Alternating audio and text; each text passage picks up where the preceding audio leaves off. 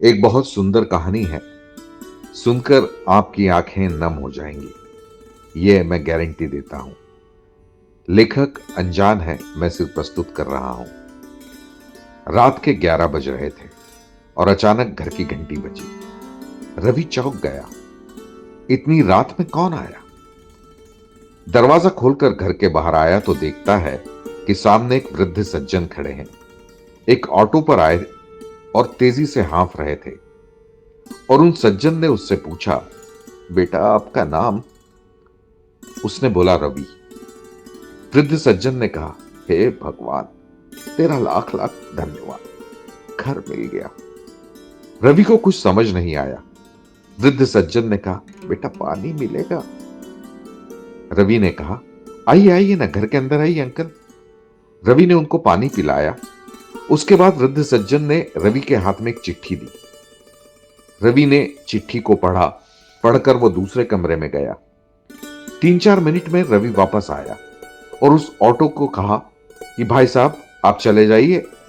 और वृद्ध सज्जन का सामान उतारकर वो घर के अंदर ले आया और कहा, अंकल रात बहुत हो गई है, आप सो जाइए, मैं आपका काम कल सुबह कर दूंगा। उस चिट्ठी में रवि के पिता ने रवि के लिए कुछ लिखा था और वृद्ध सज्जन ने कहा कि आपके पिता ने मुझे भरोसा दिलाया कि मेरा लड़का आपका काम जरूर कर देगा। आप बिना किसी चिंता के निसंकोच वहां चले जाइए। बात यह थी कि उस वृद्ध सज्जन की एकमात्र बेटे का अचानक एक सड़क दुर्घटना में देहांत हो गया था। सिर्फ बुजुर्ग दंपत्ति घर पे थे और लालन पालन की दिक्कत होने लग गई थी। यहां तक कि दैनिक जीवन के खर्चों की भी पूर्ति नहीं हो पा रही थी। वो तो अपने बेटे की मृत्यु का कंपनसेशन लेना नहीं चाहते थे, लेकिन अब कोई रास्ता ना बचा तो मजबूरी में उनको कंपनसेशन लेने का सोचना पड़ा। और जब कार्रवाई आगे बढ़ी तो उन्हें पता चला कि एक कागज है जो उन्हें दिल्ली जाकर सर्टिफाई कराना पड़ेगा। सालों साल वृद्ध सज्जन अपने छोटे से गांव से बाहर नहीं निकले थे। दिल्ली उनके लिए बहुत डरावनी और बहुत बड़ी जगह थी। इतने में उनके पुराने मालिक ने अपने बेटे के नाम से चिट्ठी बना कर दी और कहा, जाओ, मेरा बेटा रवि आपकी मदद करेगा। अगले दिन सुबह अंकल उठे। रवि ने उनको बढ़िया नाश्ता कराया और अपनी गाड़ी में बिठाया। रवि ने छुट्टी ले ली और छुट्टी लेकर रवि उस ऑफिस में गया जहां बहुत मेहनत मशक्कत करके आखिरकार वो दस्तावेज निकलवा लिया।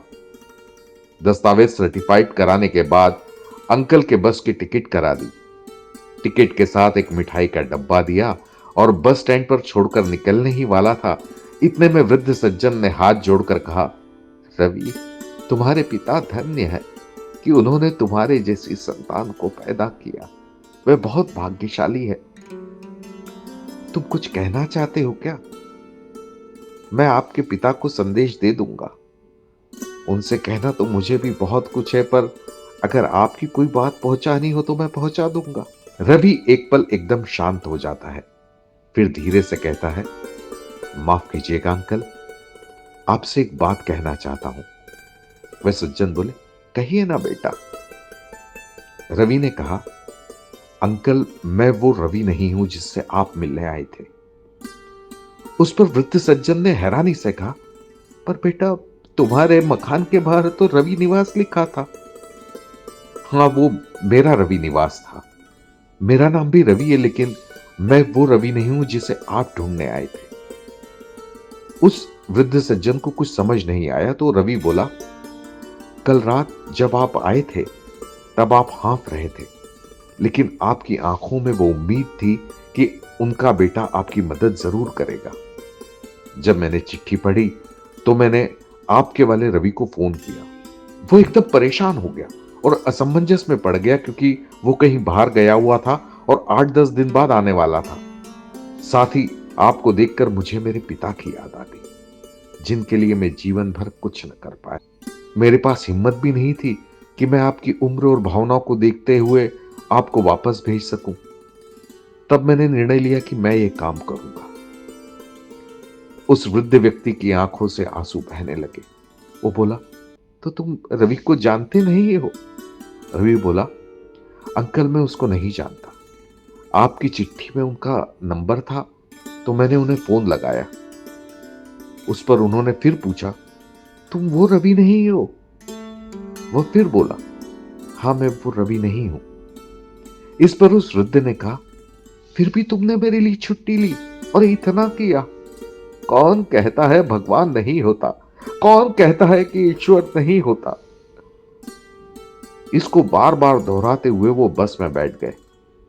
रवि अपने घर पहुंचा और उस रात उसे अपने जीवन की सबसे ज्यादा सुकून भरी नींद आई। साथियों, जीवन में हम अपने रिश्तेदारों की, दोस्तों की, अपने परिवार वालों की, अपने साथ काम करने वालों की मदद करते हैं। इतने में ही हमारी दुनिया सिमट जाती है। पर क्या कभी हमने बिना किसी कारण किसी अनजान की, जिसे हम जानते नहीं, पहचानते नहीं, उसकी मदद की है? एक बार ऐसा करके तो देखो। हम भी चैन की ऐसी नींद सोएंगे जिसका अनुभव शायद कभी ना हुआ हो।